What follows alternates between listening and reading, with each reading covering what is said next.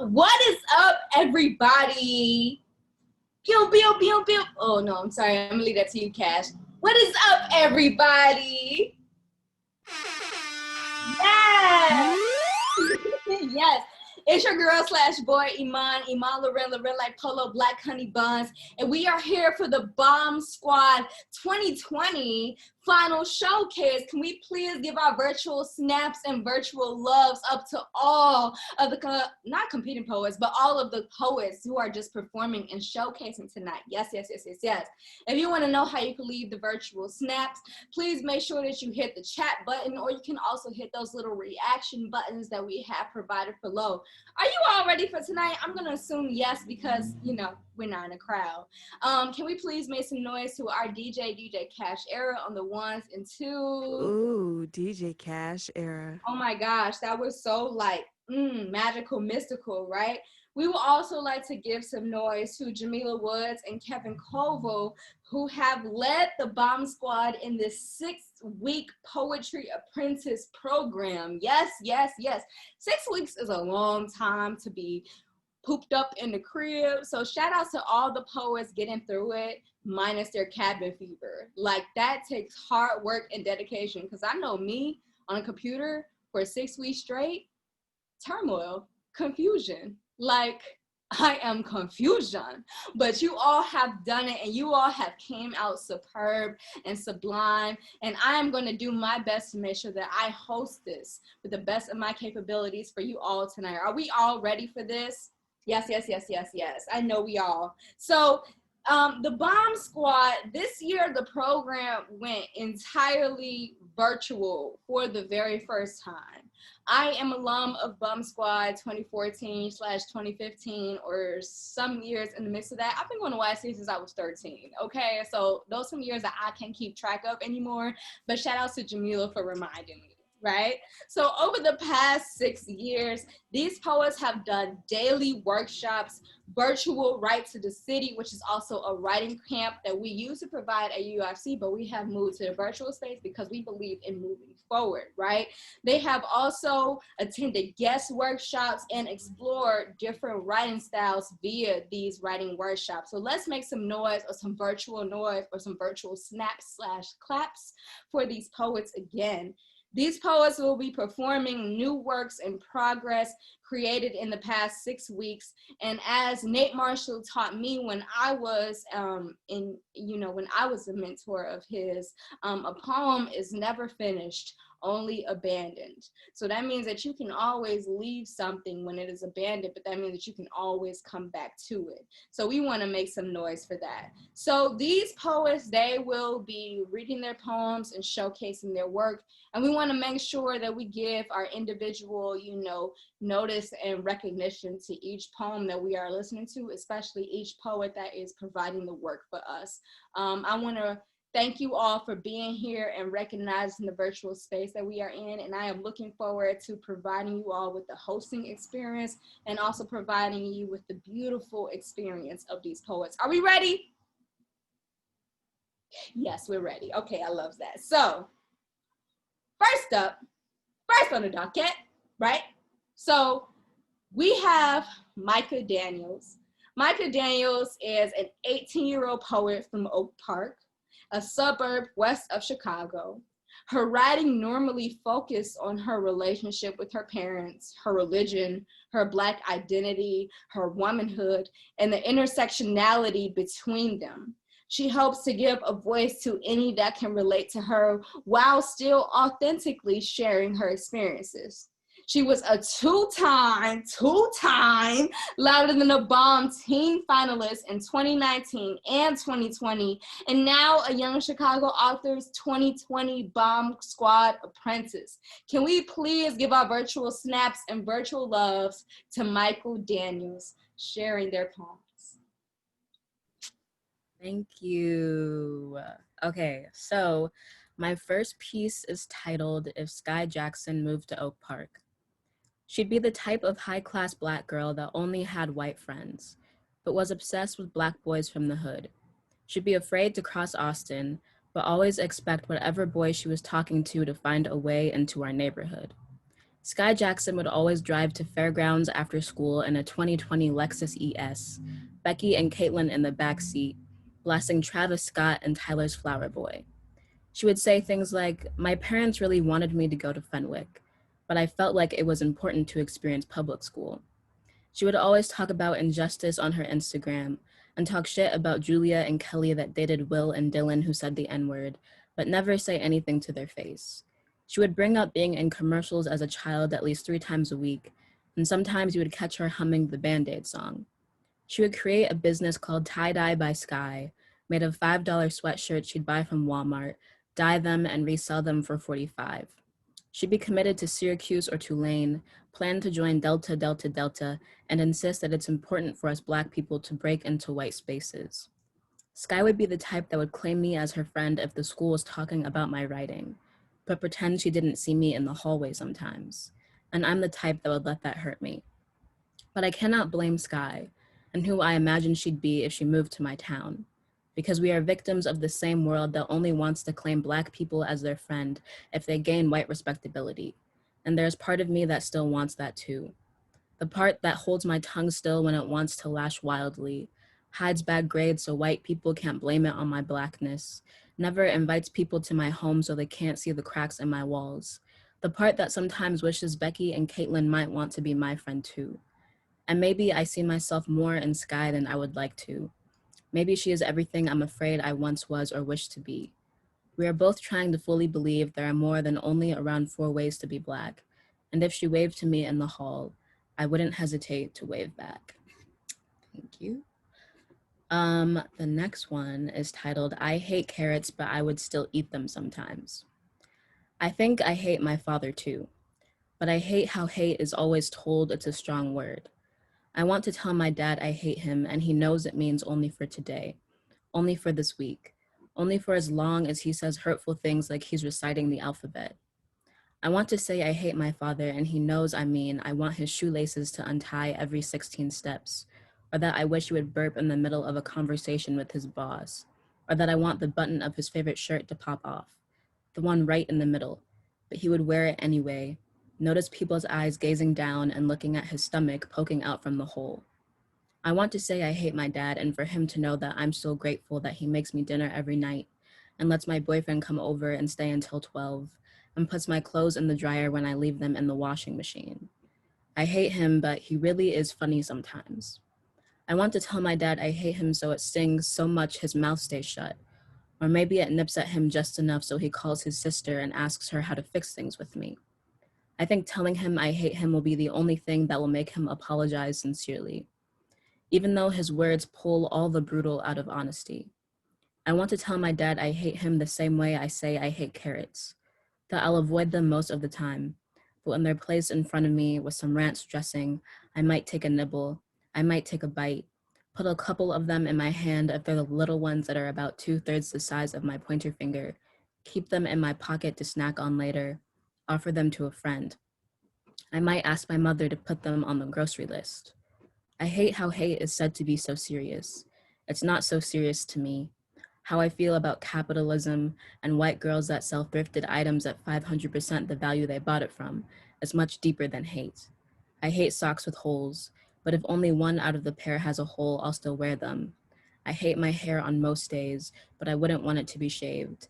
And I hate my dad, but only for today, although I hated him yesterday too, and I might hate him tomorrow, but it won't be longer than a week. Okay, this next one is called The Quieted Pain of a Black Woman Can Make Us Forget That Black Boys Feel It Too, Part 1. I accused a Black boy of not feeling enough pain, as if he wasn't watching himself die with a different face every day. Corey and I almost broke up when I told them he doesn't support the movement enough that protects his life and keeps him breathing. I remember his face twisting in a way I had never seen before. His mouth fell slowly to the corners as his eyebrows climbed up his forehead. He asked me if I forgot he was Black, and maybe I didn't realize how heavy it feels to see a Black boy's face in the mirror. I accused a Black boy of not feeling enough pain because his pain was not nearly loud enough for me. I wanted to see pain that was resounding and riotous. I wanted to see it seething at the mouth and screaming its lungs out.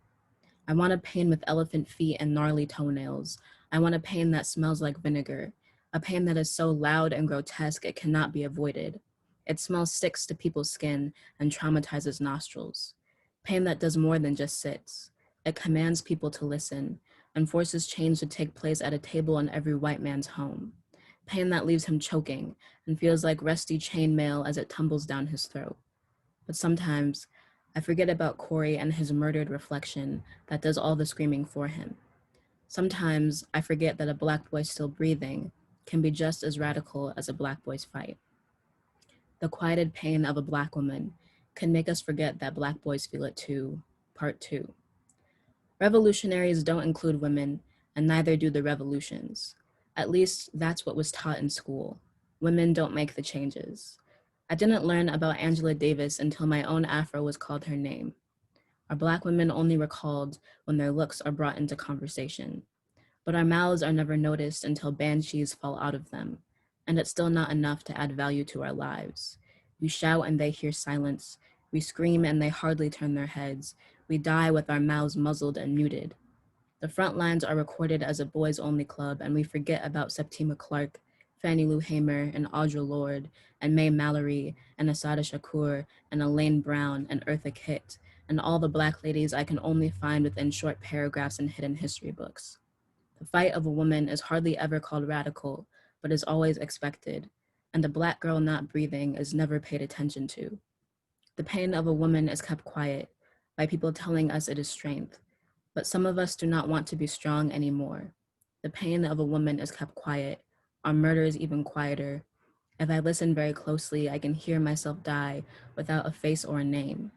Usually my death goes unnoticed. I have to search for it, and by then it has passed time for any kind of mourning. People touch our pain, and fog flows through their fingers. It is only heard scratching at the walls or seen cowering in the corners. We have always tried to make our pain loud, even though it's not permitted.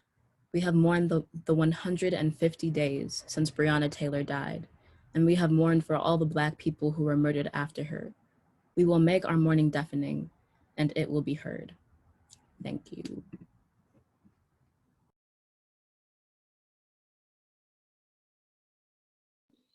Yes, yes, yes. Let's give it up for that poet with our virtual snaps and claps. Yes, yes, yes. Make sure that y'all drop y'all comments, y'all loves, y'all likes, and all the affirmations for the poets in the comment section. And we just gonna keep this thing going. I really appreciate you, Micah. Period. I ain't even gotta explain because I ain't got time to. Okay. So next up on the microphone, where they at? Where they at? Where they at? Shout outs to KL. But right now we got Peera Serumaga coming up. Peera Serumaga is a rising junior at Oak Park and River Forest High School. Okay. So much of their work is centered around cultural identity, experiences being biracial in the history of their family who are African and Caribbean immigrants. I'm so excited to listen to these poems. So right now, let's give it up for Peera Serumaga. Love that.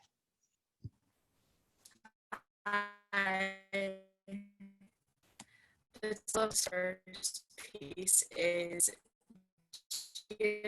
selflessness is tangled in my hair.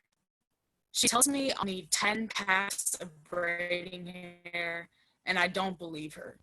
Hard-headed, I get 4 thinking it'd be enough to blanket each curl. The first time I got box braids, I kept them in only 2 weeks. I traveled to Jamaica to see family, and the humidity on an already itchy scalp reminded me why I had short hair to begin with. After 3 hours, we decided to part my hair bigger. 3A curls slipped through her hands like water, but my 3C curls were more forgiving to her grip. When people see my hair, they see coarseness in the front, and behind it's just the looseness of waves hugging its whole. As a child, I had 3 curl patterns that were greasy and dry simultaneously. I was taught to shy away from sulfate shampoos, used conditioners that were clearly not meant for me. So either way, my hair would die. 4 packs of hair run out in just 2 rows. I get lost in Sam's beauty warehouse with Gia again the next day, begging for patience, and I apologize to her for being late to my blackness. I never knew how to braid, how to detangle, or how to lay lace fronts, that I needed to keep each curl defined with leave-in or they'd crumble at my fingertips. So I kept my hair relaxed in middle school far too often. I zigzag each aisle with her sympathy. Then we drive back home and she uses a rat tail comb to part each section of my hair with divine precision. She lays 1 pack on the bed and pulls parts of the hair from it to lay next to her. When she starts a braid, she asks me to finish it down. Freshman year of high school, I decided to turn damage into deadness. I bleached my hair and watched it turn to cotton. Sophomore year, I cut it off in a fit of panic. Gia happened to be on FaceTime with me. Watching new curls sprout from my head was a rebirth. We made my hair another day and a half. My room was drowning in rubber bands and loose strands of Kinecolon. My scalp was boiling and heavy. Sometimes I meet other mixed girls with the same hair as me, multiple types of curls, needing complex care and no idea where to start. Gia says to me, I love you, but I'm never doing this again. And with that, I went on YouTube and searched how to do box braids for beginners.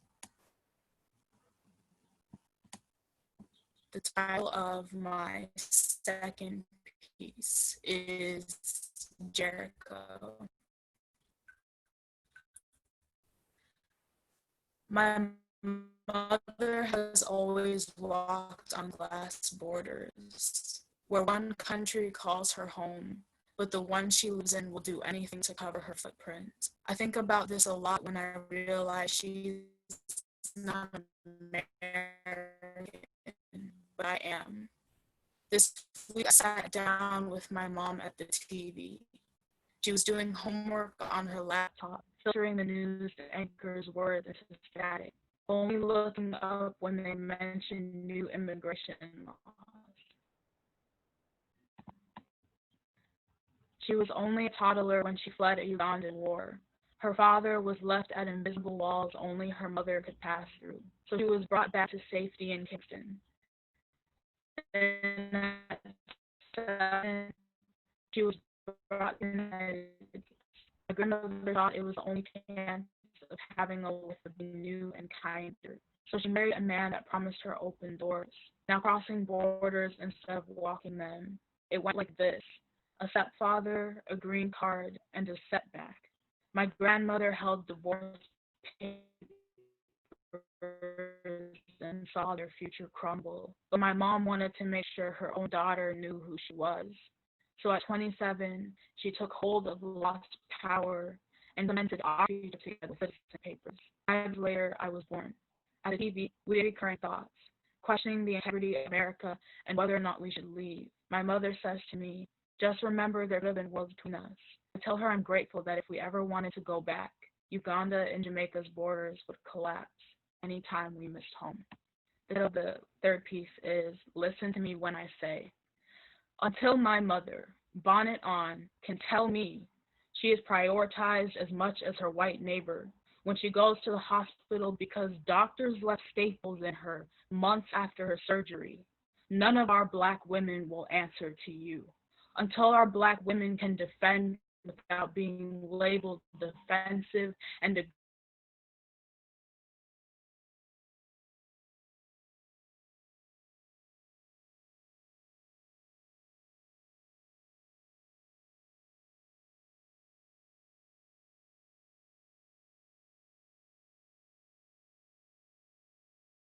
it's our own Black men that date a woman's skin color before the woman herself.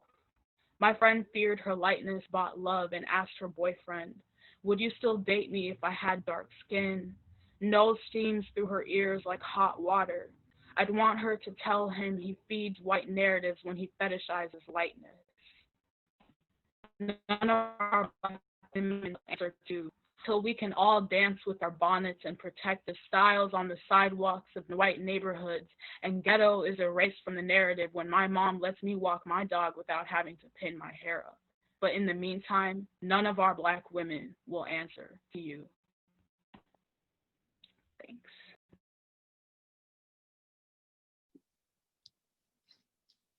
Yes, please, let's give it up for Peera again. We appreciate your poems again, love. I am loving just being in this space, and I really, appreciate you all for leaving your comments and, showing your support, and, that shows, great promise of where we are and moving forward. So are we ready for the next poet? Because we're going to keep it moving like the CTA bus, because they charged me today and I thought that the bus was free, but apparently it is not, but that's okay, right? So anyway, moving on, we have INARI, who is an 18-year-old rapper slash poet from the south side of Chicago, which is why I did that, right? But INARI, majority of his art discusses topics like personal experiences in his neighborhood, the Black plight, and spirituality. After starting to write and record raps in 2017, he also began to find poetry in 2018. So during his short time span, INARI has been able to write and to make tremendous strides in making music, and achievements, along with 4 others, made it to LTAB individual finals, ending in 4th place. And we love that. We love that. We love that. So please, can we give our virtual snaps and claps up to INARI?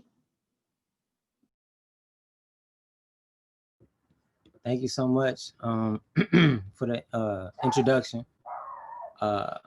This poem is, I'm sorry, technical difficulties. Okay. All right. So this poem is titled, Why Tasha Was Buried in a Yellow Coffin. Before she was trapped inside, before there was darkness, before there was silence, before she heard the shoveling of dirt get softer and farther away, before she heard her mother weep for the first and last time, before she was lifted and lowered onto velvet ropes, before warm hands applied makeup to her cold face on a cold slab, she never wore it. Before the white sheet, before the red tape, before the boys in blue took their time, before the fade to black, before she felt gravity pull her to the ground, before she dropped her hot crunchy curls in great pop, before she heard the bang, before the grown male shadows argued, before the shadows flashed their fingers, before she entered the gas station, before she passed the church on the corner by her house, just like she did yesterday and the day before that, before she walked out the door and forgot to close the front gate, assuming she'd be right back, before she yelled up the stairs telling her mother where she was going, before putting her headphones on right when her mother was about to say what she always did, be careful, I love you, and hurry back, before her younger brother asked, where you going? Before she replied, none of your business, rolling her eyes, giggling, before her brother asked, what's your favorite color? Before heading out the front door, she turned and replied and said, it's the color of life, yellow. Thank you. And for my second point, thing, I want to actually do a rap. I had a poem, but I just wasn't really feeling like it was there all the way. So I would love, if you guys don't mind, if I showed you all a song. This song is called Black Lives Matter Anthem. And this song, yeah, I'm gonna just do it.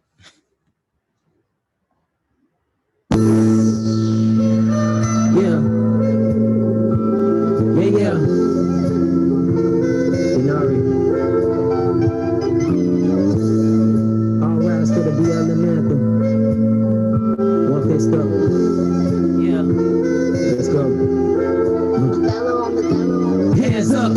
don't shoot. Black lives gotta matter too. Hands up, don't shoot. Black lives gotta matter too. Hands up, don't shoot. Black lives gotta matter too. Hands up, don't shoot. Black lives gotta matter too. Yeah. Look, the way we grind so hard, it's almost like we built the struggle. Coming out the womb already knowing what we gotta juggle. Cause my black life is a sin in America's eyes. Looking at my skin with such hatred, I know you despise. I have you know this melanin is heaven sent, you see. I gotta get some bread and make it out the hood for we. But Pac made it and he still got beat up by police. What they tell me, they still gon' see me as just a beast. Self-defense is never okay for a black story. What they tell me, they still gon' burn me with 3rd degree. Happily, looking outside the city on fire, what's happening? My people outside, my people was tired, we rioted. Taking back what's ours, we built this country defiantly. Y'all stole the land, exposed the man and demanded society. Back the king, y'all stole the dream, now we making a scene. Until there's justice and peace, we continue to scream. Hands up, don't shoot. Black lives gotta matter too. Hands up, don't shoot. Black lives gotta matter too. Hands up, don't shoot. Black lives gotta matter too. Hands up, don't shoot. Black lives gotta matter too. Yeah. The cries of a black mama will give your soul chills when she discovers her child's body just laying still. I know some people from my hood just felt that last line, cause that's a scene we've seen in our lives too many times. Brothers shot and killed, lower than cases. Same age, you got braces, you got the nerve to be racist. Probably die before I graduate, you can't relate. Probably die before I'm married, man, this life is scary. Put a statistic on my life, cause numbers always right. I pray to God I see the day that I ain't gotta fight. My brother losing his mind, he told me this ain't right. I told him, hold on, I got us, just make it through the night. And eventually my people will see the day's light. Ain't gonna stop till y'all feel our pain and y'all heart shatter. And when I elevate, I'm passing on my people ladders. I'm rooting for everything, black facts, cause black lives matter. Hands up, don't shoot. Black lives gotta matter too. Hands up, don't shoot. Black lives gotta matter too. Hands up, don't shoot. Black lives gotta matter too. Hands up, don't shoot. Black lives gotta matter too. Black lives matter. Thank you so much.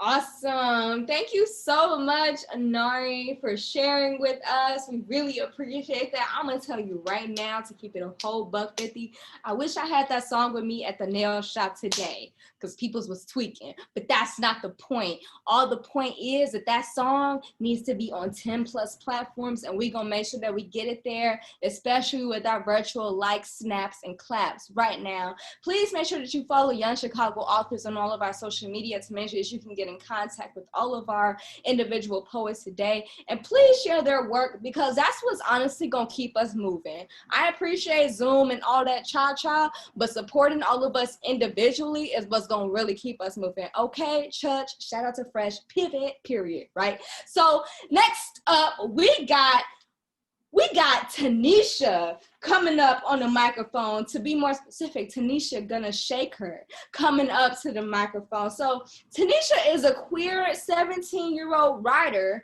who lives in Northwest Chicago suburbs. Her work centers around her identity as an Indian American and her relationship with herself and her family. She was a 2020 Louder Than a Bomb team finalist and is part of Stevenson High School's spoken word team. We love all that noise. So can we please give it up for Tanisha? Hi, my name's Tanisha. My first poem is titled, I spend an oddly large amount of time at the temple for someone who only prays to God when they have a problem or need something. The last time I prayed for something that wasn't for myself was for my brother.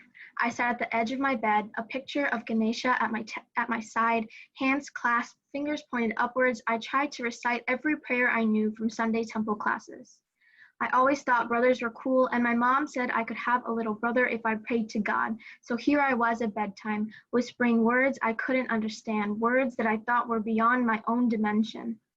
I tried to recall the long, mysterious Sanskrit words, bhakti, jnana, samskara, but all I could remember is how I almost won our game of tag last Sunday when we played after temple class.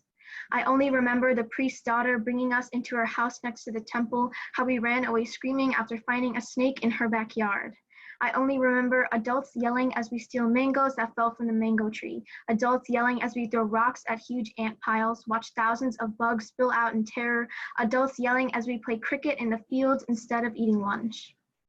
I only remember the parts of my family we left behind at the temple when we moved away. My dad's volunteering in the canteen, making masala dosas for Sunday lunchtime rush, organizing fundraising events so we could have better mats to do morning yoga on before classes.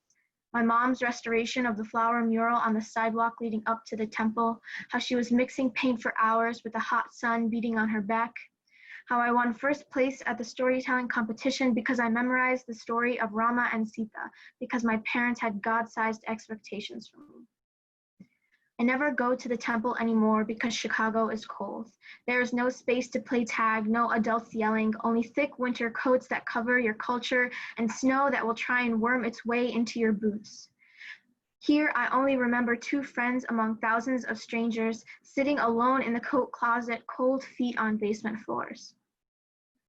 God feels farther away than a few hundred miles. He lives in Florida palm trees and the occasional breeze, among the rickety fans that blow weak but cool air, with the 150 members of my family we left behind when we moved away.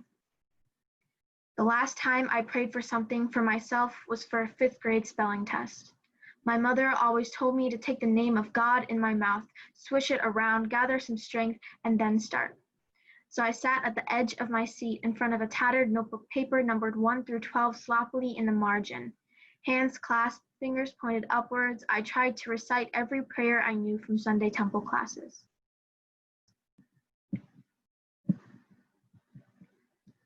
And then my second poem is titled, When You Called Me From Across the Ocean and It Took Me Years to Call Back. The crackle of your "Did you eat yet?" over the beige landline with coiled wires stretch across the ocean between lines of lands between us. Your name quite literally means the moon, and maybe your mother could see into the future because now your skin is textured, with craters and divots from meteors and weathering that morph into wrinkles and smile lines. You are the moon because you are always in the sky, always when I need you. You control us like you do the ocean, pulling the tides like you are our puppeteer. When you cross the ocean to see me in America, the waves are calm. You wrap me in sandalwood soap and saris, silky and stretching from your home to mine. Gold bangles glimmer on tiny wrists. Pull folded bills out of your black velvet clutch, press them into my open palms, tell me to spend wisely. Send me off to school. Watch me wide-eyed from the window as I get on the bus. I'll watch you from the cold, dirty seat. Fabric every color of the rainbow catches my eyes. Beyond the fingerprints and snow, I see your long earlobes, gifted to my dad, which are now mine, remnants of you when one day you're not here to watch me from behind the blue-green of the window. There was a time when I was ashamed of you, when you'd call and I'd say I was busy, when your saris were too heavy and suffocating like the folds you'd pinned together were a maze I desperately wanted out of. I wish you would wear Western clothes like other grandmothers because saris in the grocery store scream foreigner among frozen pizzas, and I don't want stares with my Walmart receipt. In the 3rd grade, I wrote a letter to you that I mailed across the sea in broken Kannada.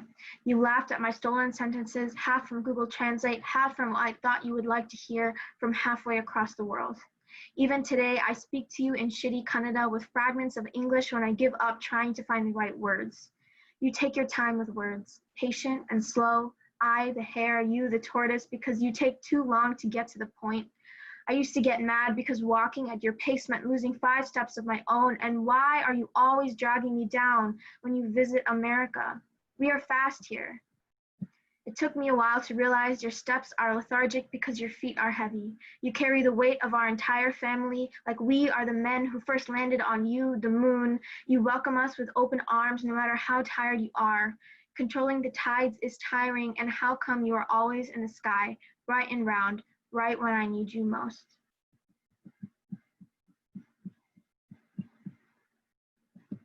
And then the 3rd poem I have is, If we entered a father-daughter cooking competition, we'd burn the whole place down. Last time we tried to cook rice in the pressure cooker, we were given specific instructions from Mom. I still don't remember what they were, and we didn't then too, because I was 13 and self-absorbed, and you were 46 and relied on the patriarchy. Before we opened the pressure cooker, we forgot to release the pressure, and rice exploded, a million little pieces of white confetti flying into every corner of our kitchen. We are just as pressurized now as we were then, because to me, I am a strong, independent woman. To you, I am still an infant learning to walk. I inherited your stubbornness, your stickiness, your ability to blame everyone but yourself for your problems, your inability to realize that you are the problem. Like a single grain of rice that smears itself on everything it touches out of spite, we are messy. And we don't listen. So we force Mom to release the pressure like she did when I hit puberty. When you realized I was not the perfect Indian daughter you wanted. When you came to this country in '99, your livelihood was all $45 in your bank account. To me, it was a pair of American Eagle jeans. We make jabs at each other, bare our teeth at each other until someone explodes into a million little pieces of white confetti and tears, and we can't take it anymore, but we don't stop. Because I am 17 and self-absorbed, and you are 50 and rely on the patriarchy, and still neither of us can make rice.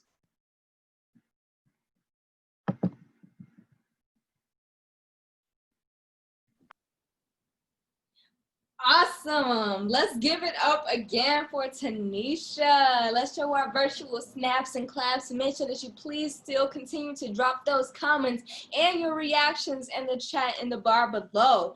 Are you ready to keep this thing going? I'm assuming you're saying yes, because I'm going to keep it going anyway, because I'm a boss and that's what I like to do, period. So next up, we have Anaya Frazier. Anaya Frazier. Anaya Frazier. Anaya Frazier. I just had like America's Next Top Model throwback in my head, which is why I said it in an echo, but that doesn't matter, right? So Anaya Frazier is an imaginer. An imaginer. I love that. From the south side of Chicago, period. She graduated from Gwendolyn Brooks High School, where she, like the school's namesake, wrote and performed her poetry. Her work is in the legacy of the women in her family, and it aims to make new worlds for them to live in without forgetting where they come from. We love all that cha-cha, so can we please give it up for Anaya Frazier? Okay, so hey y'all. The title of my first poem is I Come From a Sad People. Okay. Oh, it's my attempt at a pantone. Okay. My great-grandma's mom got so down one day, the sadness turned her into rain. The rain made a home behind my granny's eyes. There is grief. No one knows exactly why it came. This family still trying to pay off sadness for my great-great-granny. The rain that made a home behind my granny's eyes still finds a way to fall on us through closed lids, through the grave. This family still tries to pay off sadness, so sadness just keeps on claiming us till the grave. There is still rain seeping through, dripping its way into the water cycle. So sadness just keeps on claiming us. Sometimes it rains so hard. There is still rain dripping from out our eyelids, even when our faces are dry. Sad exists. Sometimes it rains so hard on us. We forget laughing is a potion. We forget my great-great-granny before that day. The sadness turned her into rain. Okay, cool. My second poem, I ain't got no saliva in my mouth. My second poem is My Lonely is Strong. How does a cat with a name like Odie have more friends than me? When he moved in here, I thought I had a friend to call all my own, but he looked outside at the block and thought home. Now he has a dirty habit of taking all the happy that was meant for me to other women's doorsteps. I hear the grin in their gossips from all the way from my bed as they boost with my mom about him being the neighborhood cat, and my lonely reassures me it is here.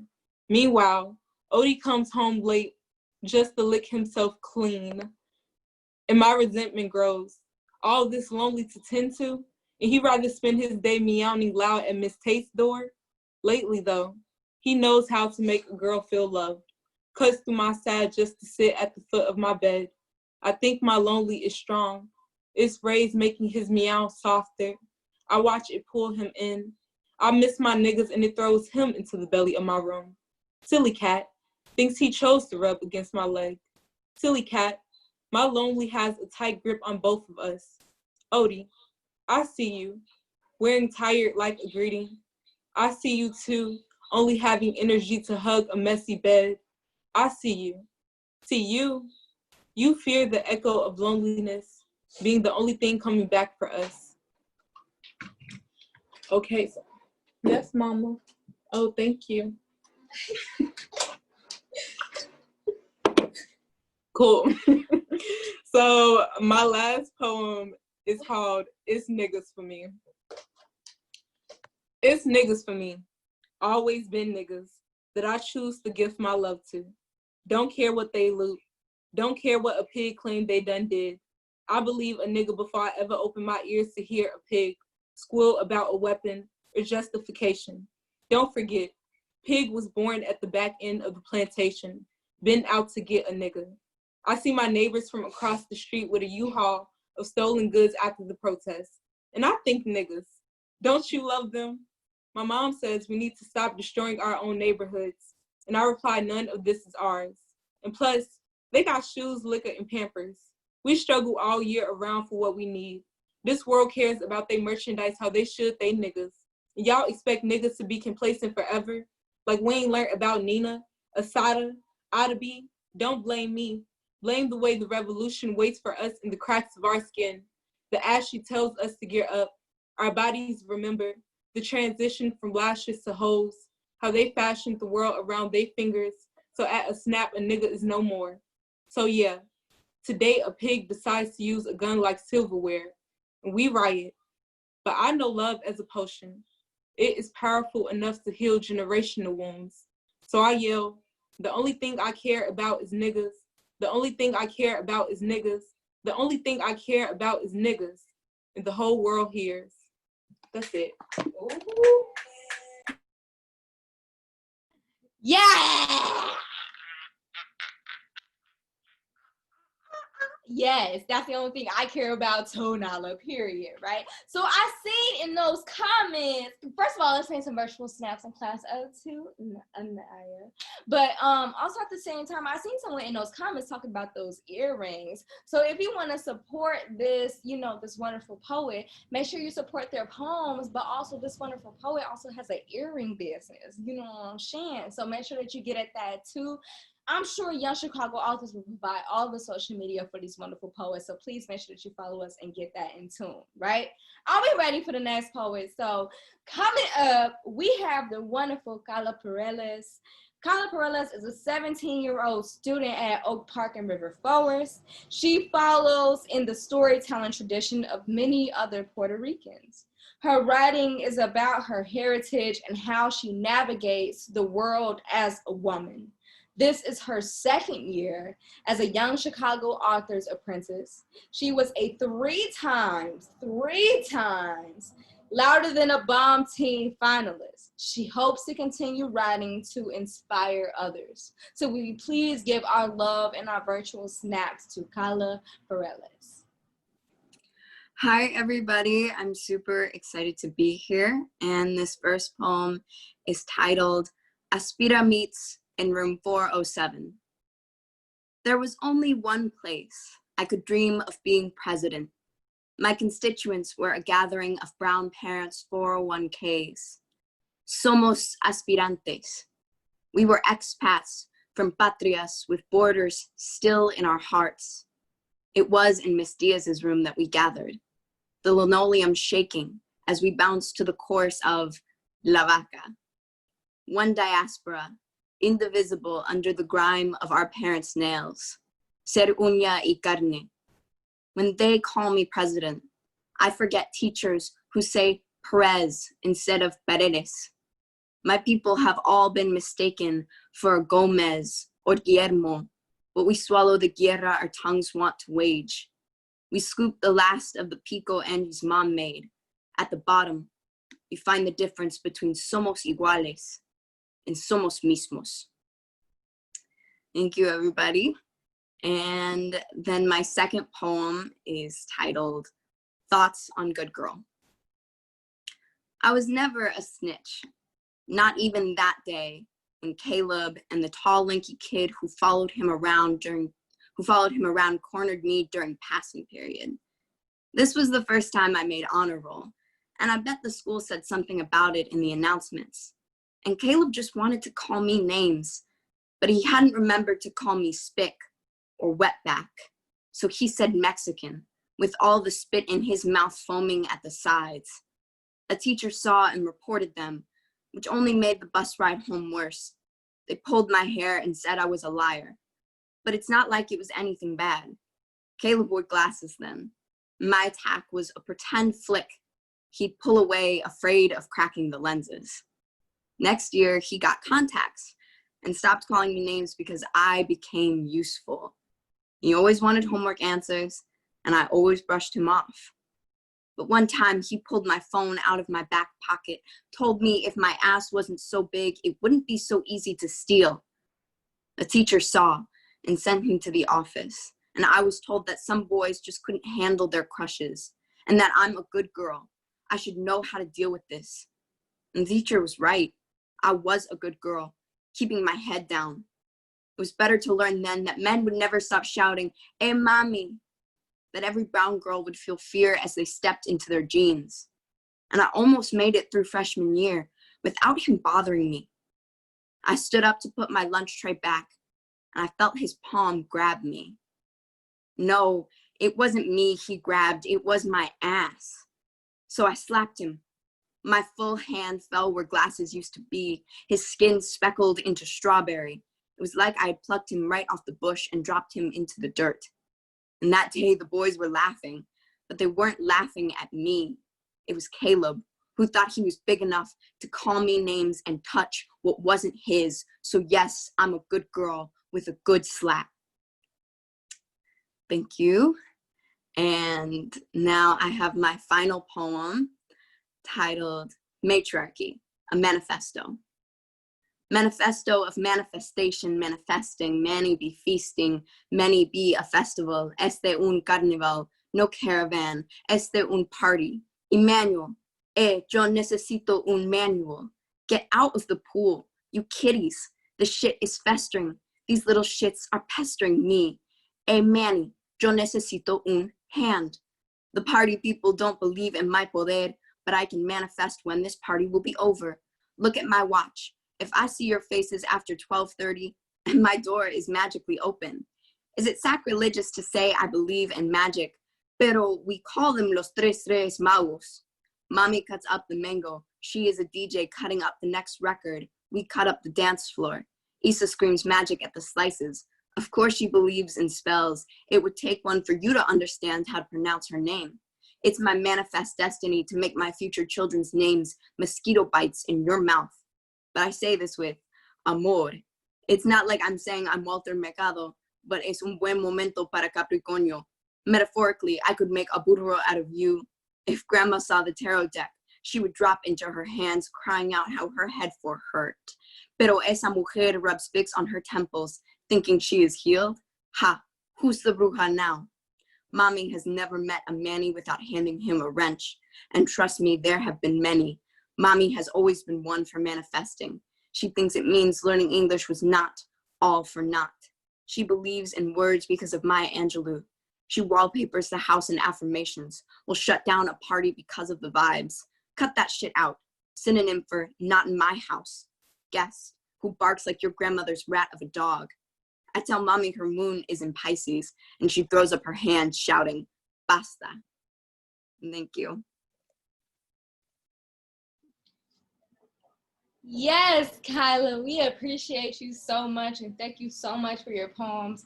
I remember sharing Pitchfork stage with you, and it was such an honor, as it is, to share this virtual stage with you, and I really look forward to hearing more from your work. Have you all been enjoying yourself? I hope I have been the hostess with the mostest, you know what I'm saying? So we're going to take like a 10-minute break because Missy Lauren, has to go to the washroom. And I will wash my hands for 20 seconds, 25, because I'm a lady, right? So please make sure that you all enjoy yourself with the likings of DJ Cash Era. Have a dance party with each other and feel free to leave your camera on, you know what I'm saying? Or, take this time yourself to get a drink of water or whatever you need to do for yourself. And we will see you all in 10 minutes. Cool? We're just gonna get it started with the next round of poets. Are you all ready? So let's make sure that we drop our virtual snaps and claps again. Yes. I'm so excited to be here. Can we please make some more noise for DJ Cash Era on the 1s and 2s and 3s, 3 being the virtual wall, right? So, yeah, so I wanna also take this time to also give a special thanks to all of the guest artists who dedicated their time to Bomb Squad this year. So can we please make some noise for Fatima Asghar, Jose Ali Bardes, Nate Marshall, Avery R. Young, Dominique James, Jonathan Mendoza, and all of those who contributed their time and their space and their energy into the virtual space and to continuing Bomb Squad. Also, some special thanks to Jamila Woods and Keva Koval again for facilitating this and to keeping it going. I'm grateful for you all, and I'm sure these honey bunnies are too. So are we ready to keep this thing going? Because I'm ready. I'm excited. So I got to keep it going because I'm excited, okay? So next up on the docket, we have Alan White. So Alan White is a 17-year-old poet from Oak Park. His words tend to explore his experiences on race in the suburbs, discovering identity, mental health, and an intersection of mental health and Blackness. The spoken word team made finals for Louder Than a Bomb in 2020, and they scored pretty high. So we want to please give our love to Alan White. Okay, this first piece is called How I Learned to Use RAID. Being the biggest Oreo in the suburbs is like being the baboon with the least red ass. And 2 years after I wrote a poem about that, I am still a human-shaped box of existential niggaism stacked about 5 feet and 8 inches. White voices made me want a mosquito to suck the melanin off my skin like Cheeto dust off fingers. Or more, that they made me want to scrape off the last name I was given, White, which stuck like acne, too painful to pop and let drip away. People told me I had reverse vitiligo, like Uncle Ruckus off of the Boondocks. That my last name made me glow in the dark, and the tongue that spoke different than what they were used to made me lesser. They told me I shouldn't be allowed to say nigga because my voice wasn't dark enough. I tried to crush their voices like cockroaches, but they kept coming back, never dying. I remember spending 2 days I'll never get back, trying to find a comeback the first time someone chirped into my ear what the word Oreo actually meant. White in the middle. Blackness is seen as invalid by my people. Into the white middle I apparently acted like I was just a new shade of nigga, my hangnail surname being lighter fluid. I got tired of people being mosquitoes, trying to pick apart any blackness I had, refute it, dilute it, and peel it off like glue. Deconstruct what made me who I was because it buzzed around in their heads the wrong type of way. Their voices were bug bites that I chose to scratch, gave them attention, and they just came back for more until I learned how to use RAID. My last name turned me to flypaper. No one stood up, all crickets. Every day I gotta relearn I should stop respecting insects. Let's see.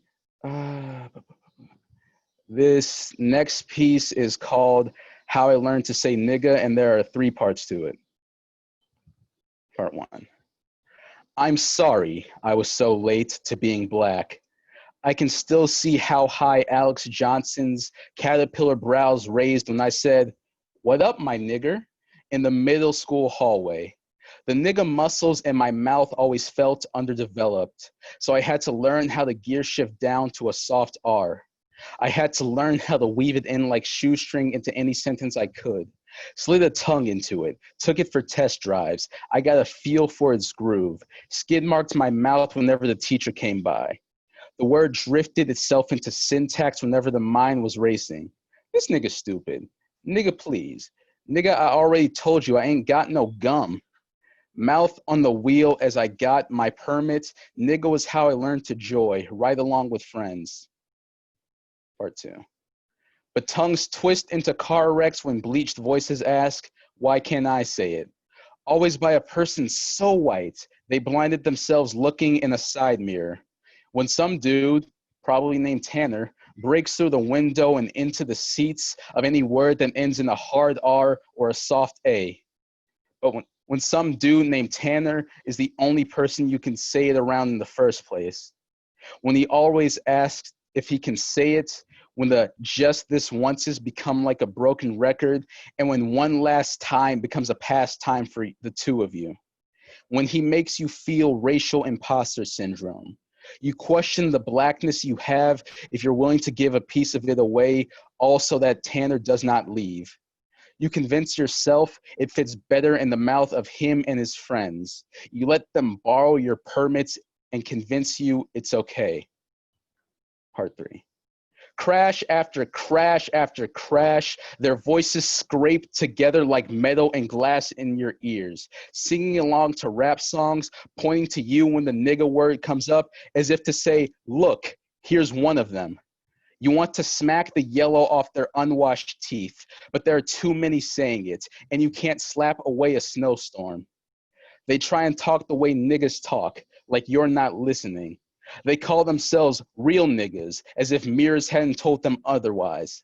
They stick their hand out to you and say, what's good, my nigga? And the fact that a white boy is saying you're his nigga makes you discover an ignorance you didn't think they still made. You knew they were reckless, made a mockery of your skin, turned your words into car wrecks, less and less self-respect until you revoked their permit. You stopped being the N-word pass nigga. You started saying the word fast and furious, became the nigga who doesn't let a diet Chicago suburb kid named Tanner drive away with the word that he borrowed, that he never should have used in the first place.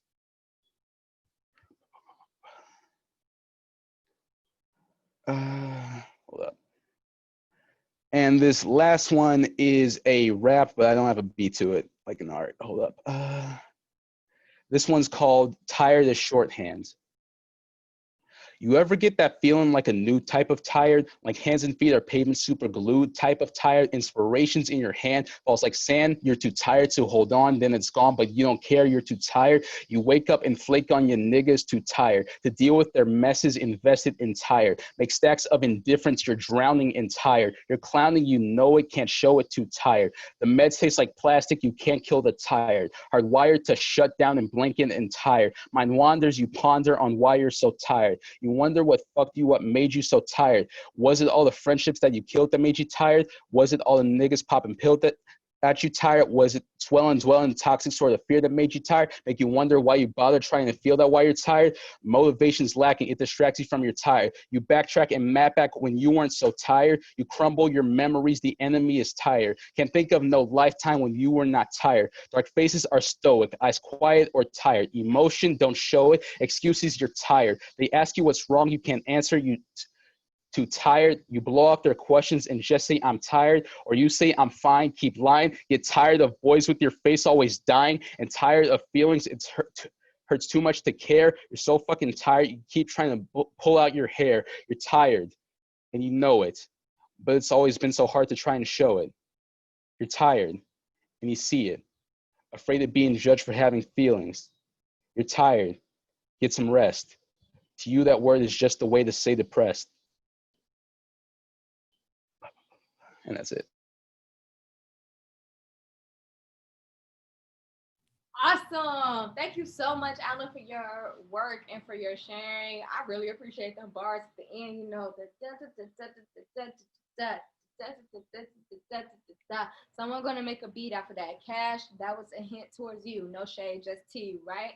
So we want to keep this thing moving on. Please continue to drop those chats in the virtual, love, snaps, claps, reactions that you can find at the bar below your screen. And I also want to take this time to also give special thanks to Rain, who also gave their dedicated time to helping and supporting the Bomb Squad through this progress. So if we are ready for the next poet, I want to introduce you all to Amara. So Amara is a first-generation immigrant from Nigeria who spent the majority of her life in the cultural, vibrant neighborhood of Rogers Park. Her work examines her femininity and the Blackness and how she navigates the world through these lenses of her identity. She aims to curate the unified Black female experience through her work and hopes to highlight and expose these experiences to those who are also not familiar with it. So if you can, please give all of your love and all your support to Amara. Hello, everyone. I'm gonna read two poems. The first one is called I Met Myself on the Train Last Night. And it is a rude and forceful awakening. Although I am crammed between no one and nobody, I still feel myself slimming, recoiling into recluse under the gaze of a man sitting 6 feet away from me on the other side of the cart.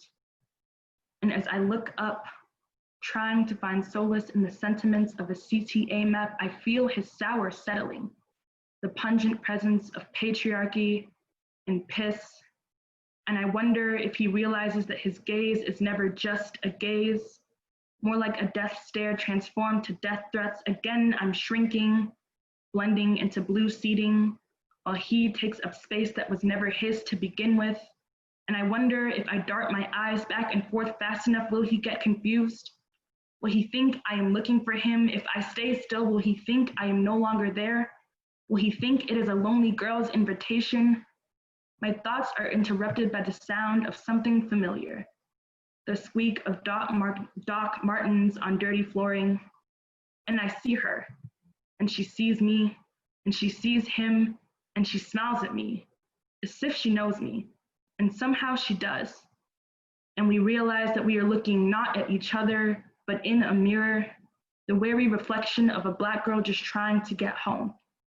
And suddenly the patriarchy doesn't feel so powerful.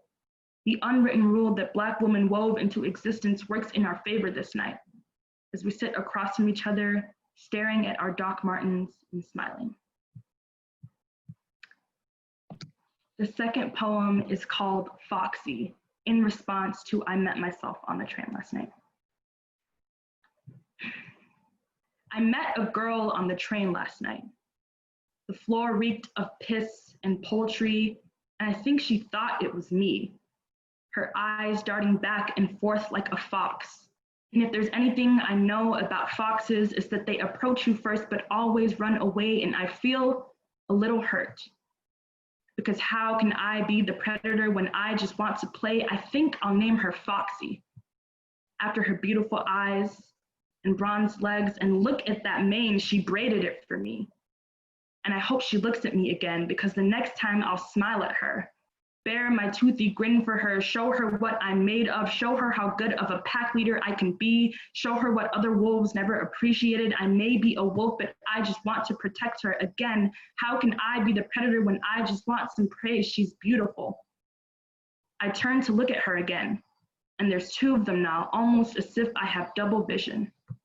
And her eyes light up, as if seeing heaven for the first time, as if my toothy grin doesn't mimic the sun, as if my glances don't make her legs weaken. Why doesn't anyone appreciate me? Foxy, can't you see me? Can't you love me? Why does nobody love me? Foxy, wait. I am outnumbered now. And I was always taught to retreat when I sense danger, taught to leave where I am not wanted, learn to wander without a pack, and foxes become territorial in front of enemies, so I go until we meet again. Thank you.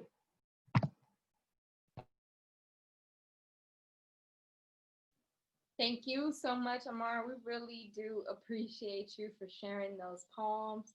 please continue to drop those comments and those virtual snaps and claps and reactions. So we're going to keep this thing going. So can we please give it up and show our love and support to Laya Reddy. And Laya is a 17-year-old poet from the northern suburbs of Chicago. Her work is mainly centered around identity and family, but her poetry also deals with the political. She was also a 2020 Louder Than a Bomb teen finalist. She enjoys munching on bell peppers and devouring experimental poetry in her free time. Can we please give it up for Laya Reddy? Hey, I'm Laya. So this is my first poem called Maternal. Mothers carve out their insides. Mothers cage themselves around baby's jelly-thick cranium left protected by her rib-splayed helmet, sometimes for much too long.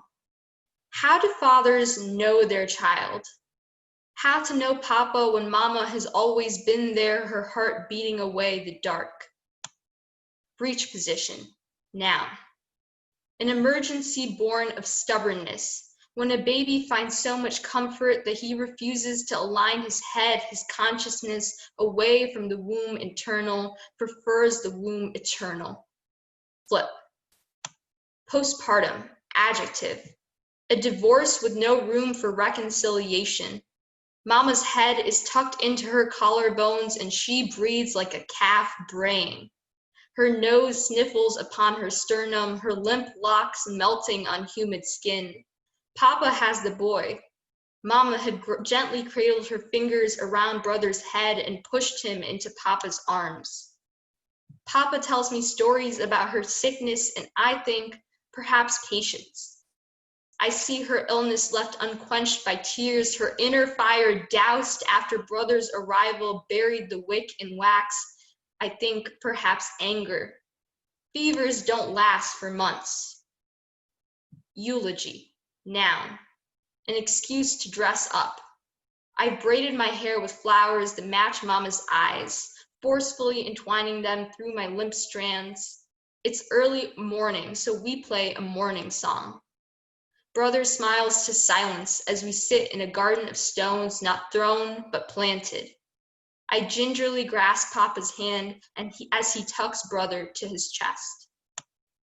Okay, thank you. My next poem is called Ekphrasis of South Asia, after Amrita Shergill's painting, Three Girls. Her wrists lay in her lap, shackled, her wedding bangles complement the cords of necklaces encircling her neck, possessive as a husband's fingers. But the line of her lashes focuses her face to the downturn of her nose and the shiny stud of a marital knot, showiness even in subjugation. Her dupatta hides all as the shawl shields her curves, womanhood, existence from sight, maidenhood. Why does it end in the arms of man? Sometimes I think sisterhood is surviving long enough to realize our skirts are all hemmed by the same suffering.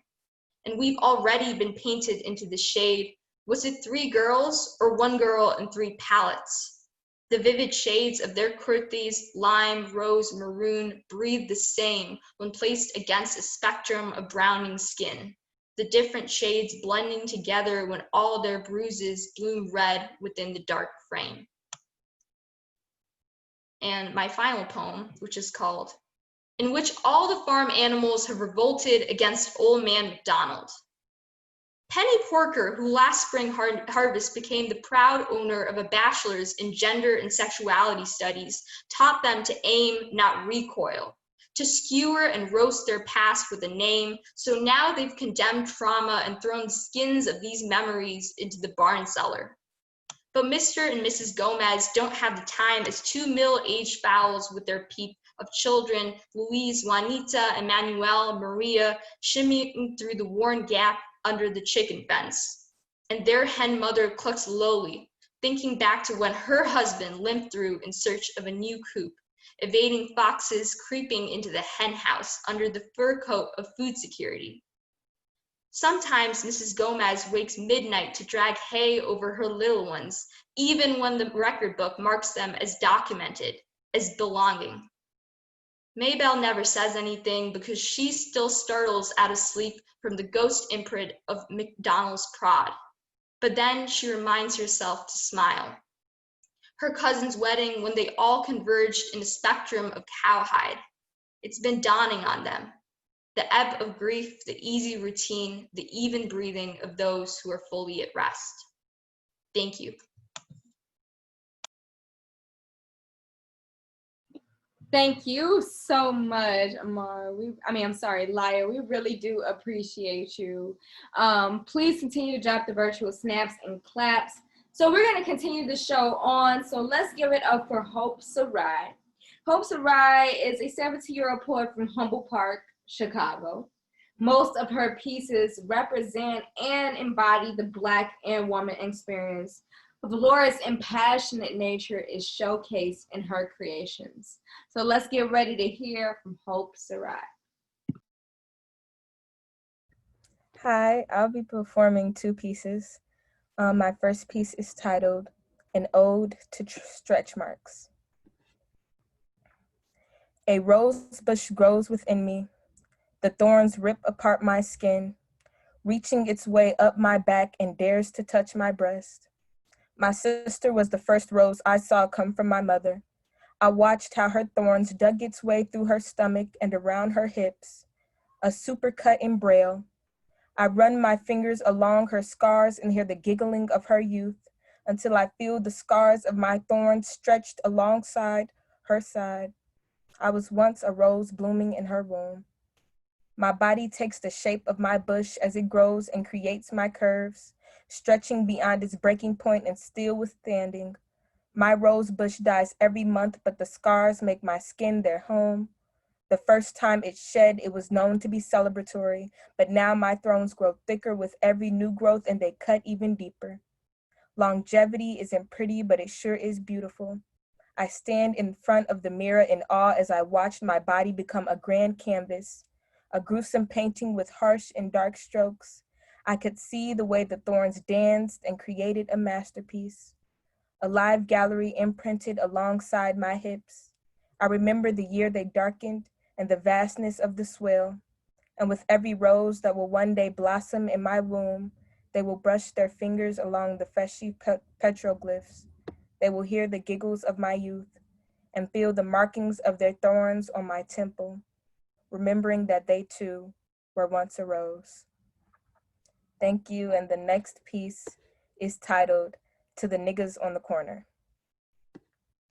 You sound like screeching police sirens zooming down the street in the middle of the night, and bloody teeth scraping against the concrete, like the breaking of bones as your arms bend back into the center of your spine, legs folded in, and a knee placed on the back of your head. You look like a centerpiece at a pig's Thanksgiving.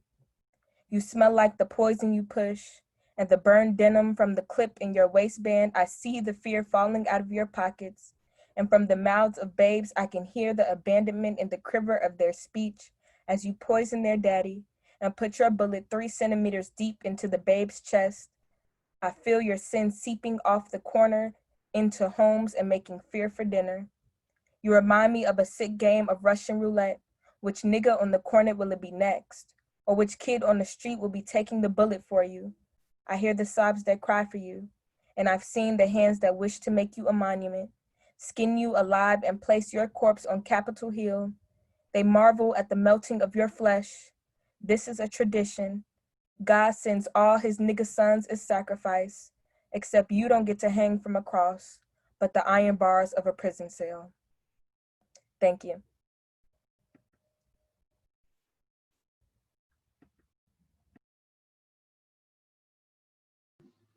Yes, thank you so much. We really do appreciate your poems. Also, this purple is just like so monochromatic, like with the hair, like I'm vibing with it. And as I said in the chats, I'm a sucker for a good poem. I learned my poem from Pablo Neruda and, you know, Federico Garcia, Jamila Woods. They always inspire me with my odes, and I'm so happy to add you to that pile. So, continuing on, we have Nyla. Right? So Nyla is considered a part of the queer Black youth that comes from the far south side of Chicago, gang gang, and represents it with all her pen. She was an LTAB Indie finalist of 2019 and Indie winner of 2020, which also allowed her to be a part of the Bomb Squad 2019 and 2020 cohort. But nothing serves a better medium of learning about her from her writing, where she interrogates her own truths and where she and her audience learns together. So if we can, let's give it up for Nyla right now. Hi, everyone. My name is Nyla again, as Iman said. And the first poem I'm going to be doing today is called Broke. It's a short piece. Leaving school early was easier than saying I don't have it and been gaslighted on fire. You don't have $25 for me to get to work, for me to take you to the bus, hopping on a train, then a bus, and another, because I don't have it, but I do have two last joints that once made my fingertips stick together, now stick to another green. Reminds me how it all comes from the same dying rock, suffocating on gas to get me to my bus, to get me to school. I need school like the earth needs me.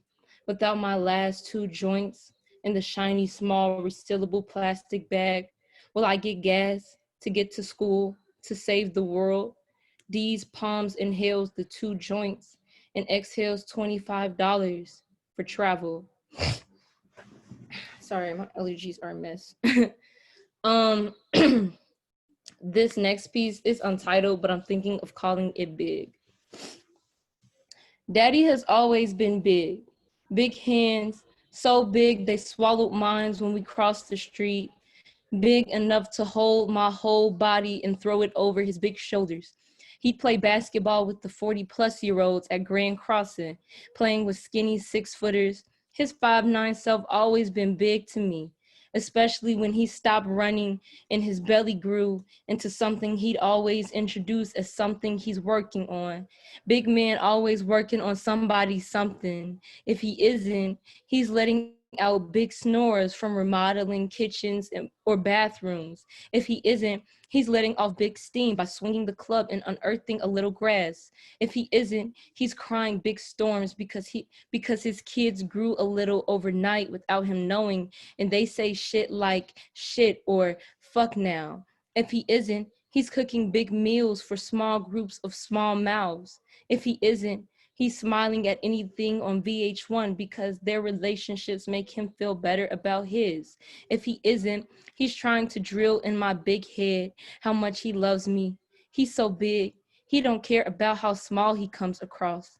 He's so big, he got a heart that resembles a sixth of his weight. He's so big, his smile is as long as the scar on his Achilles, even when I speak on his M-shaped lining, or his smelly feet, or his forgetfulness, or his big old hands. And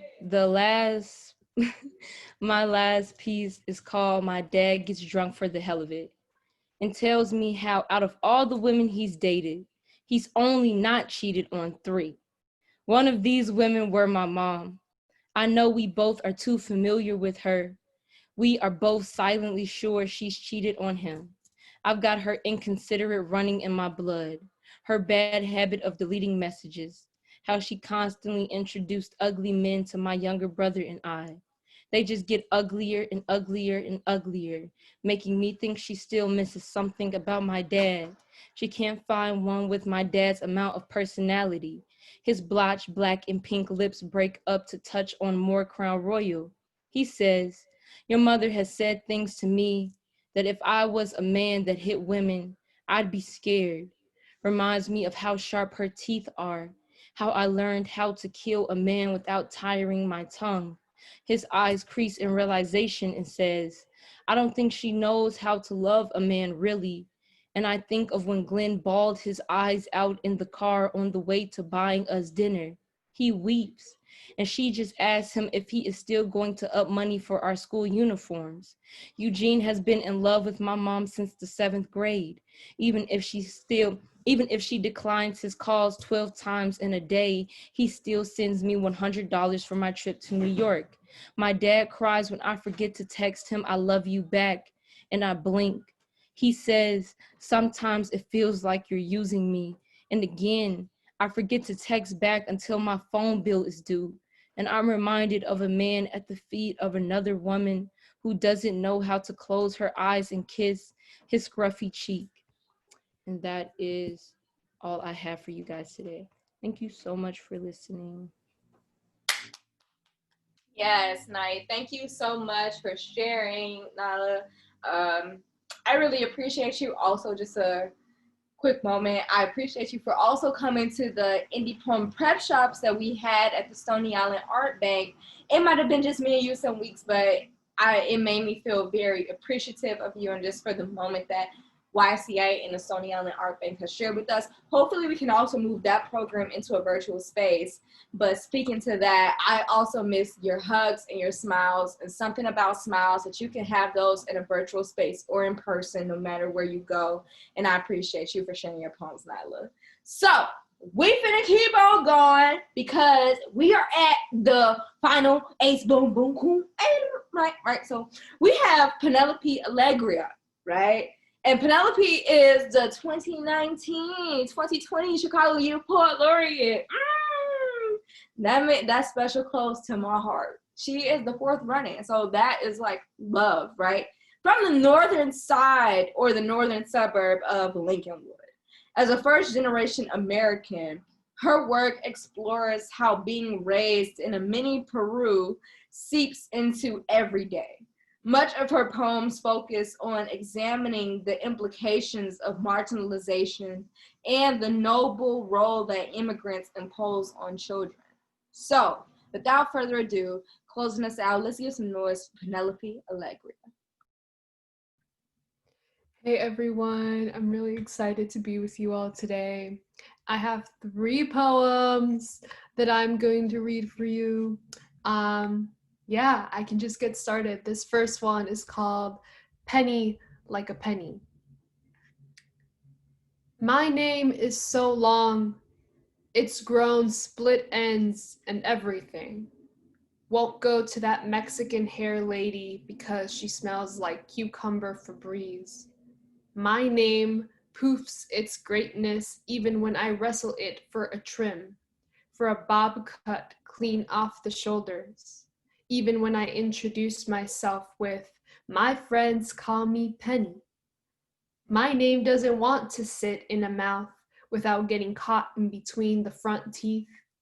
No one's name bounces off the tongue 4 times except mine. No tongue can straighten the stubborn from my name when my mom eavesdrops through the window, when she barges in, like, we were so poor, we grew up without plumbing. Don't you know? We were so poor, there's a reason why we didn't name you after a coin. Cool. This next one is about something that I have always had trouble with. It's really embarrassing. You'll hear about it. Anyways, this is called Every Spanish Girl Rolls Their R's Except for Me. So you sit me by the window on the cream couch with the snowdrop flowers, gray and sad like the sky, like me and my inability to make my tongue rev like a NASCAR engine. You sit me by the spot of daylight because my mouth sputters through the R's. My words aren't slick like yours. I want to tell you I need an oil change or something, which is why you sit me by the dirty glass and say, ratones corren rápido, like 8 syllables will change my handicap, my lisped language, the whistle in my sentences. But my slurring tongue is here to stay, which is why I don't even try to repeat after you. You crazy head of freshly awoken hair, half curled like stale shoelaces, which is why we bake like some people on the hot couch, staring at each other's silence. You, with the straight spine of a mother's righteousness, and me, with a tongue too thick for you to call your own. Yeah, woo. This last poem is about the coronavirus. It's made me really sad, and so I wrote about it. This is called Spring Cleaning in the Age of Corona. When the end came, my mom and I took inventory. 22 flower plates, 23 nail polish. My dad watched from his rolling chair, forever slumped like a teardrop, gripping his beer belly like a shield against destruction and expected debris. When the end came, my mom pulled plastic bags from her wrist like Spider-Man, like a magician with a continuous handkerchief to clean up the apocalypse or pack for it. When the end came, the end never ended. I stuffed ripped leggings into TJ Maxx totes through it all. I asked what for to the void of the attic while my dad sat, still thinking his gut was a car bumper everything bad would bounce off. I was waiting in trash bags of winter gloves and half-burned candles, my sea of packaged litter, waves of hand-me-downs flooding the basement, all sorted for the end. The attic didn't answer me by the time the end came. My echo had to ping-pong off of every box before I caught it like a boomerang. And by then, it was too late. The end had just started. And the stores boarded up their windows. And the streets seethed their loneliness. And the humidity of emptiness dampened stairs, and floorboards, and basements, and hairs, and my bags of hand-me-downs that leaned against the basement wall still. Thank you all. Yes, thank you, Penelope, so much. You have a wonderful book coming out that will be very, very soon. So we'll be making sure that we stay posted on that and make sure that we can also support that in a virtual space. I'm very proud of you. I'm sure everyone is proud of you, and we look forward to share that with you.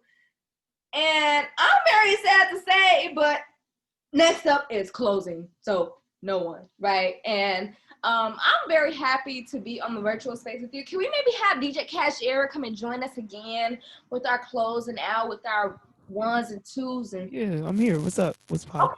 Okay. Hello. Hello. Bizu. Wow. We made it to the end, and I feel like in good time. I set up my ring light for y'all because I knew Chicago sun was unreliable. So, you know, we're just gonna close this out, and why don't you play some tunes for us while I give us a little special announcement or whatever, right? Wonderful. Love this. So we thank you all so much for coming, and please make sure that you follow Young Chicago Authors on Facebook. You can also please like the Louder Than a Bomb page. Please make sure that you also follow us on Young Chicago Authors on Instagram, or Young Shy Authors on Twitter, or maybe that's a vice versa. I'm not really sure. We're still working that out. I would also love to shout out to Bomb Squad for, you know, just being your best selves, and also shout out to the Bomb Squad alum for continuing to, to continuing the work, to continuing the pedagogy, to continue the narrative and the story that we are always trying to implement to the youth and to everyone, to show what the power of words and the power of poetry truly implements. It's always a never-ending process. And when you think about where we are in the world, and we think about the people and, the frontliners of where we really are, storytellers are truly on the front lines with everybody else. And so we also want to continue to give thanks for those who are recording and who are narrating and who are giving, the stories that we are seeing and also sharing the voices that we are seeing. Also want to give a special shout out to the parents who are supporting their youth, who took the time to download Zoom on their phones. I'm not being ageist, but I know for my mom, she wouldn't do that because Laura ain't there yet. You know what I'm saying? But for all the parents who made sure to put the time and the attention to be here for their to be here for their youth, for their children, for their friends, family, and their friends, we appreciate y'all and we recognize that. I see youth are continuing to drop their Instagrams, their Twitters. Please make sure that you follow them. While you are following Young Chicago authors and all that we do, make sure that you follow these students individually, because that's how you make sure that that's what they are doing individually as well. And that's the best way that we can keep this going. We appreciate the virtual space. We appreciate Zoom and all that cha-cha, but we want to make sure that we support individuals individually, because that's what's going to really keep us going. Special announcement, Wordplay is coming back on Tuesday, right? In a brand new format. And Trey the Third, a Young Chicago Authors Fellow, will be hosting. So we want to make sure that we stay with that. And, you know, I appreciate y'all. I had so much fun. This was like the first time like I did some like, you know, something, I guess, or work, I guess. But other than myself, I've been working on myself. Don't get me wrong, because can't stop, won't stop, get guap, pedicures and manicures. Nope. But for myself, I've been doing that. But for actual others, I'm appreciative to be in this space with you all. And I had so much fun. So much fun. I am so inspired. Thank you to DJ Cash Era for the ones and twos. Thank you to Jamila Woods and Kevin Coble for facilitating this and continuing going. Also, thank you to the Bomb Squad alum again, to the Young Chicago Authors alum for dedicating their time and their patience to helping with, you know, guiding these poems and these poets, et cetera, et cetera. And, you know, I can only keep it funky like some chicken. And that's all I gotta say. I appreciate y'all. This was bomb. I hope y'all have fun. Please make sure that y'all follow everybody who has hit their @ below. And you know, we just gonna close out with a dance party. Is that cool with you, Cash?